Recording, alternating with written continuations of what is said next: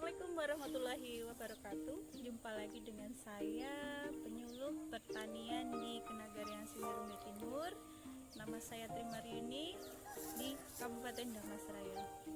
Kali ini kita akan membahas sedikit tentang buah-buahan yang ada di daerah tropis atau tepatnya di Kabupaten Dharmasraya, buah pepaya.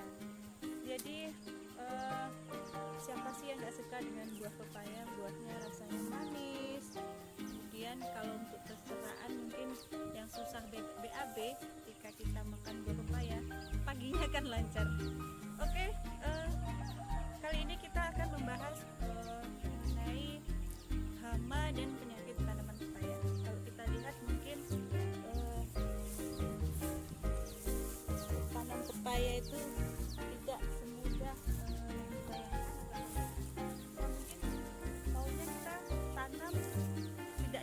tidak apa, hasilnya tentunya tidak akan maksimal. Jadi seperti yang kita ketahui bahwa tanaman itu butuh nutrisi, butuh perawatan. Jadi semua itu harus kita lakukan agar tanaman tersebut menghasilkan hasil yang maksimal tentunya. Oke, kali ini saya akan membahas mengenai hama dan penyakit tanaman pepaya. Hama yang pertama adalah hama kutu putih. Hama kutu putih biasanya bergerombol sampai dengan puluhan ribu ekor. Pengendalian dan pengobatannya, pengendalian kutu putih lebih mudah dilakukan pada populasi hama yang masih sedikit dengan menyemprotkan air sabun atau deterjen dengan konsentrasi tahap 1-2%. Yang kedua, dengan penyemprotan insektisida berbahan aktif abamektin yang diselingi dengan akarisida. Nah, bisa kita lihat hama kutu putih seperti yang ada pada gambar berikut ini. Hama yang selanjutnya adalah hama lalat buah. Gejala pada buah yang hampir masak terdapat bintik-bintik hitam bekas tusukan ovipositor lalat buah betina ketika masukkan telur ke dalam jaringan buah. Pengendaliannya adalah dengan memasang perangkap di sekeliling lahan dengan menggunakan lem atau perekat. Yang kedua, menggunakan insektisida dengan berbahan aktif asefat. Nah, seperti ini lalat buahnya. Selanjutnya adalah hama kutu batang.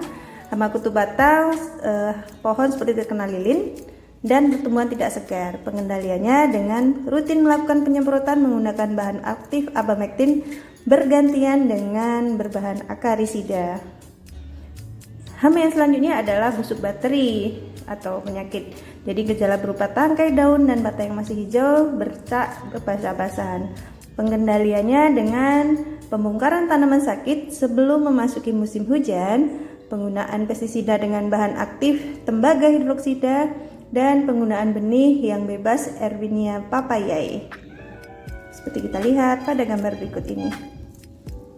Hama yang selanjutnya adalah bercak buah. Gejalanya pada bagian ujung buah atau pangkal buah terdapat bercak buah berwarna hitam, lama-kelamaan menjadi besar dan buah akan menjadi busuk. Pengendaliannya dengan penggunaan pupuk dengan kalsium nitrat secara rutin akan mengurangi serangan penyakit ini karena dinding sel tanaman lebih rapat dan fleksibel. Kemudian fungisida dengan bahan aktif fungisida sistemik yang berbahan aktif benomil metil tiofanat carbendazim dan lain-lain. Dan selanjutnya adalah busuk pangkal batang. Gejalanya seperti penyakit busuk ini disebabkan oleh jamur Phytophthora palmivora atau bisa juga oleh jamur Pythium.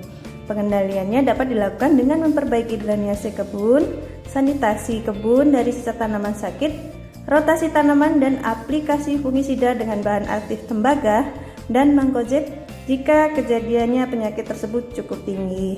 Ya, kalau kita lihat busuk akar seperti ini, busuk pangkal batang ya, yang menyerang pada pangkal. Ini adalah salah satu contoh tanaman pepaya yang terkena serangan kutu pada tanaman. Oke, demikian tadi penjelasan sedikit mengenai hama dan penyakit yang biasa menyerang di tanaman pepaya, dan di sana juga kita sudah menjelaskan bagaimana cara mengatasinya. Oke, semoga video ini bermanfaat buat kita semua. Saya tutup, saya akhiri. Assalamualaikum warahmatullahi wabarakatuh.